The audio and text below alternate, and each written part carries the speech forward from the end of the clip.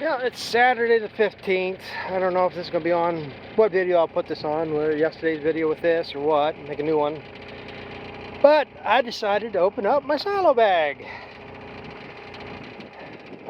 It's going to be easier to feed this and sell hay than to sell this and to feed hay. So start pushing more of this to them.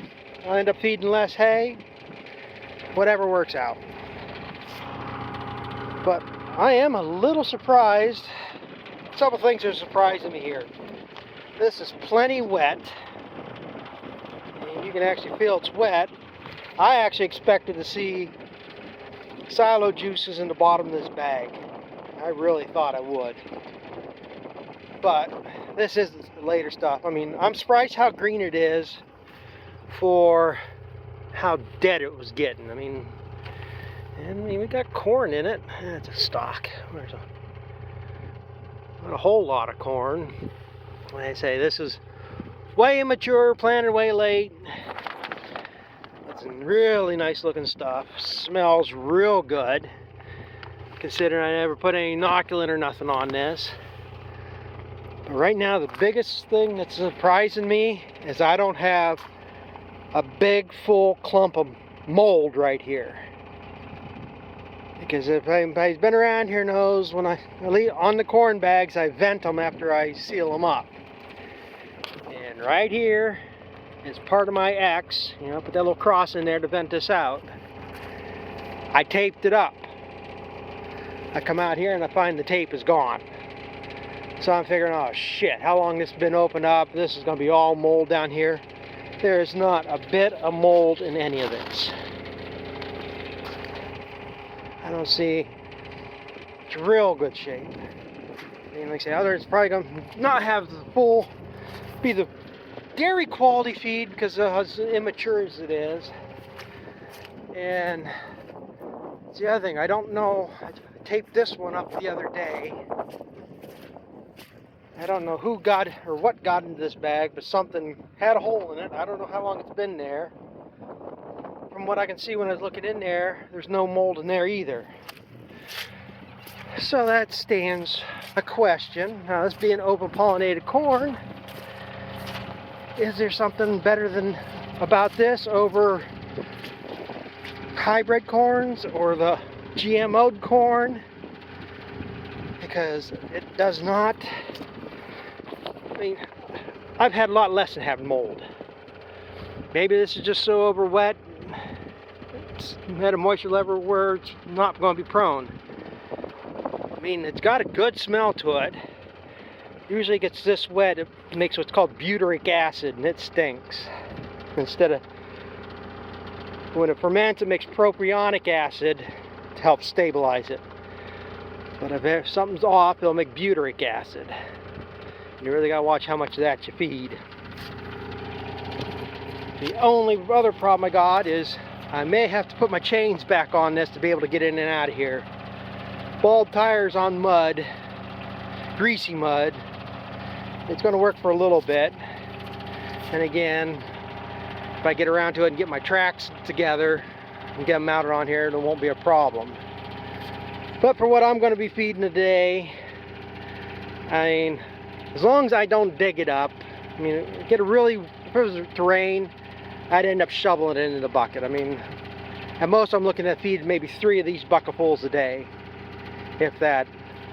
So basically right here is going to be, when I got to open up, this will be 3 days worth of feed right here.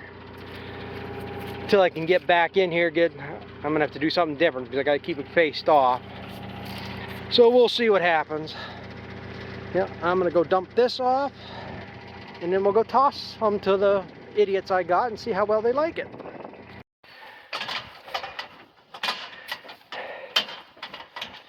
Well, they're picking at it.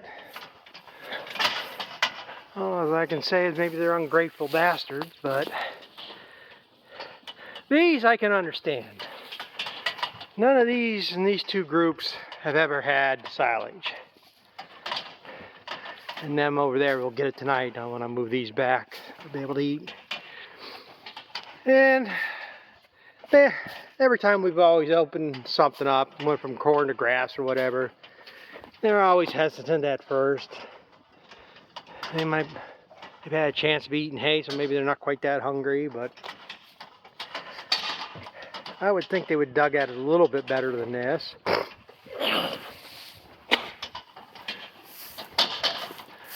I am surprised at these up here.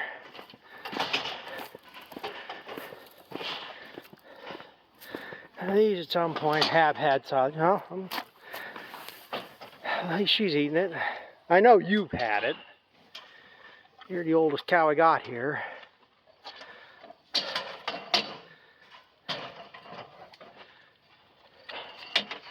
Again, like I say, it's an acquired taste. I just put a bale of hay out there. But them 3 bucketfuls I put in are definitely going to last at least 2 days, if not 3.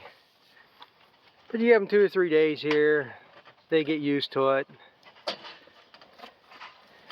I mean, like I say, they're used to eating hay, and silage is on the tart side.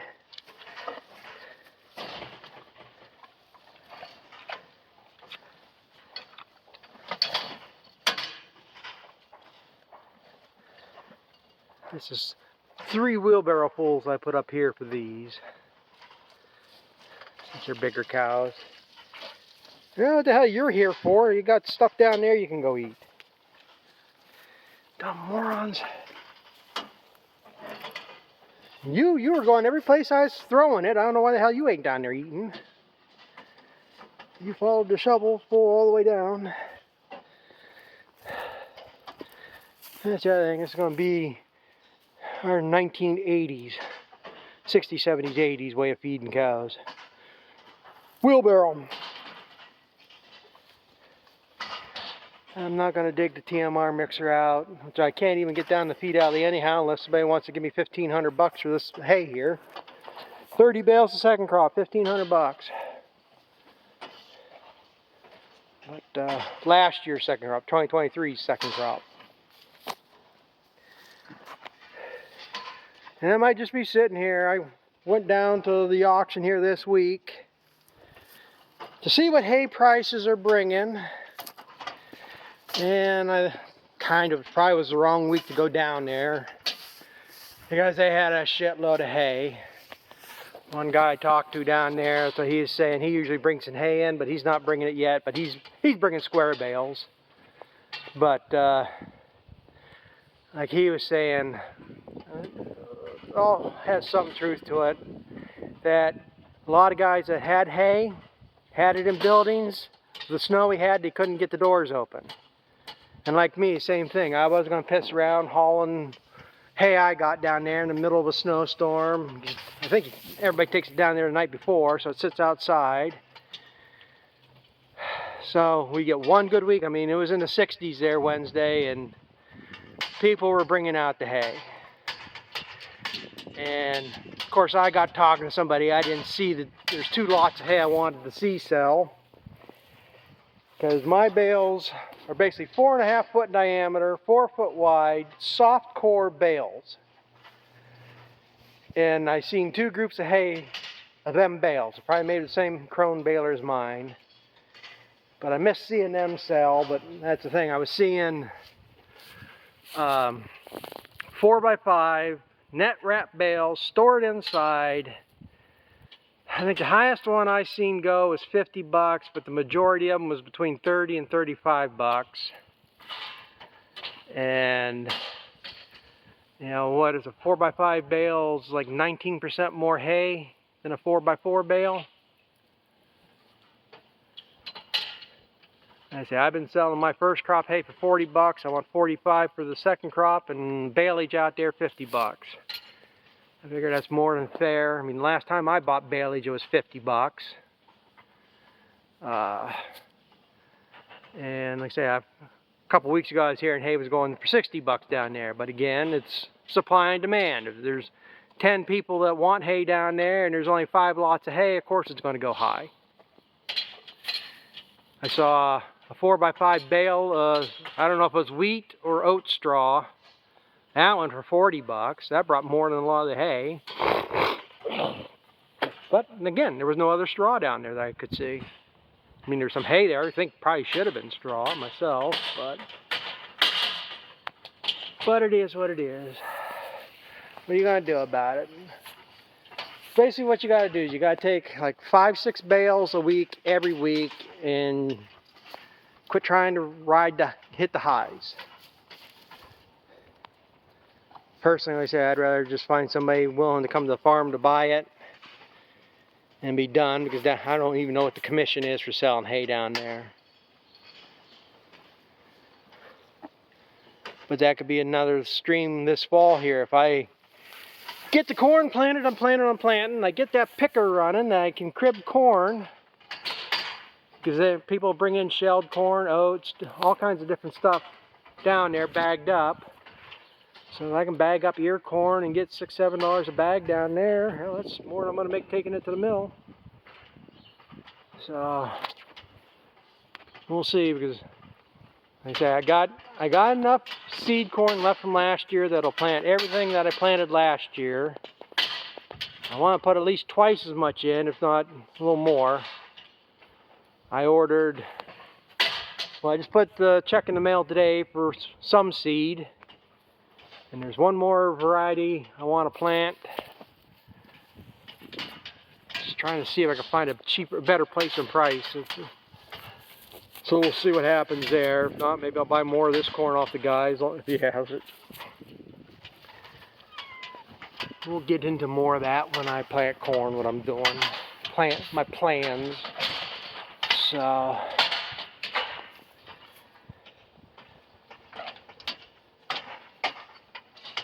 yeah, another one up there eating now. I got 3.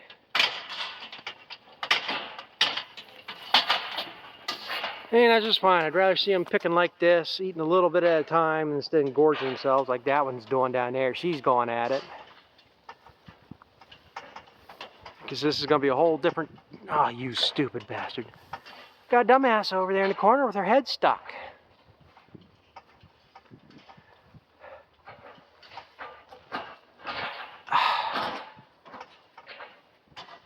I guess I better go take care of her and get it out of there. That's my one gripe with these sturdy built gates. Them gates should have been there should have been 5 bars or even 6. Oh, she got it out. Besides, let me say these gates are 4 bar.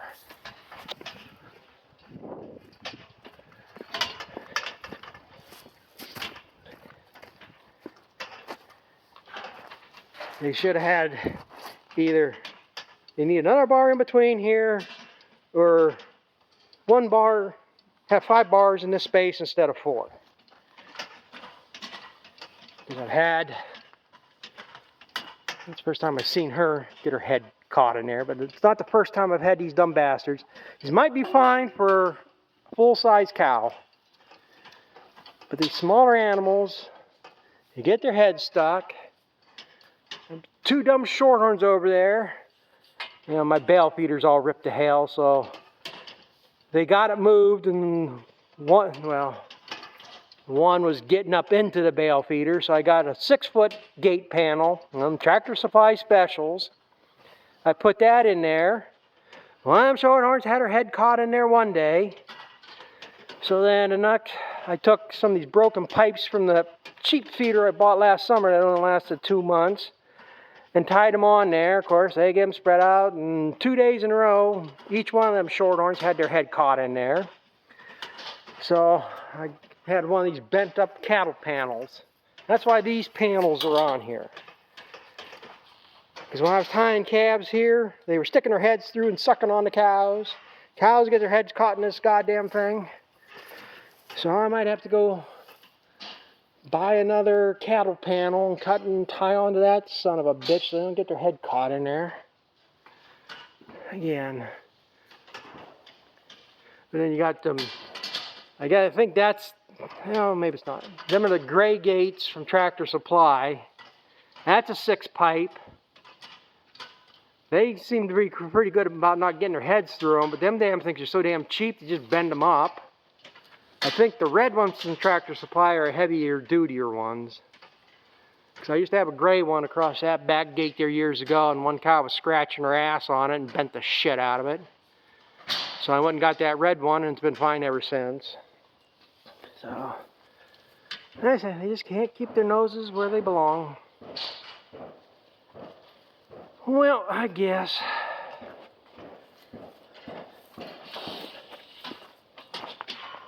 And at least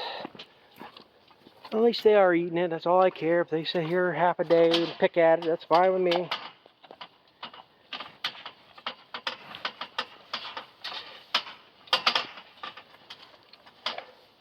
Yeah, I think that's about it for me. At least we haven't got the winds yet today. There's storm warnings still got going on until tomorrow morning, but I think most of it's through our area now. So I'm gonna go find something else to do. Yeah, I'll finish this video with one more quick thought.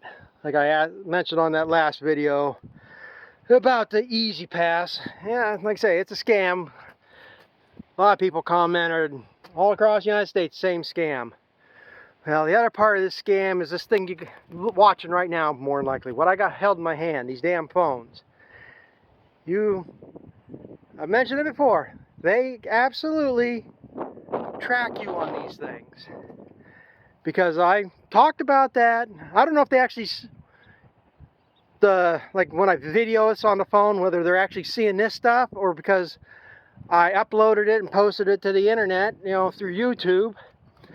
But anyway, mentioned about this, and then later that day, or next day, I got a sponsored type post on Instagram talking about these free Easy Pass scams that are going around, and it's a data hack from whatever somewhere. They didn't even say, it just says it was a data hack. It was kind of generic type information on it.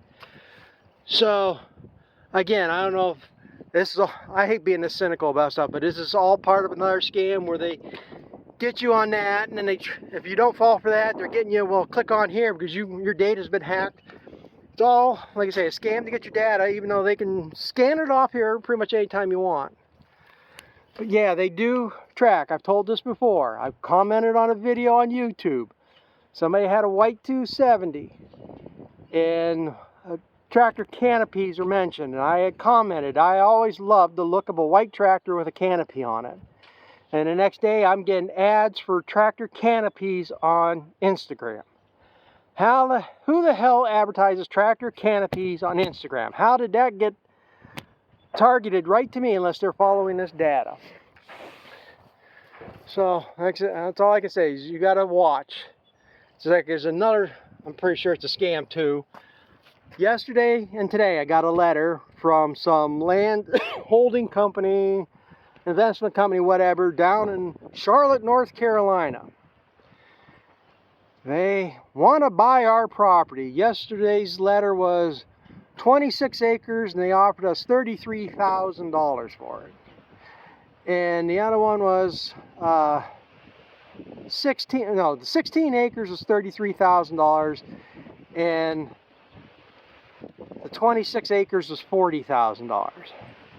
We're trying to figure out through the deeds, because deeded, this property here on this side of the road and all that down there is one deed. Our house over there is one deed, a separate property. That tree line is a property line for that. And then Heifer Barn, there's actually two deeds on it because somehow, short story is, my mother was going to give that house to my brother and sister-in-law at one time, and they were going to lot it off, and we cannot figure out how it ever got lotted off because there was a problem, but all of a sudden it was lotted off and nobody ever signed any papers for it. Nobody can give any answers. So now that property over there has two tax deeds on it.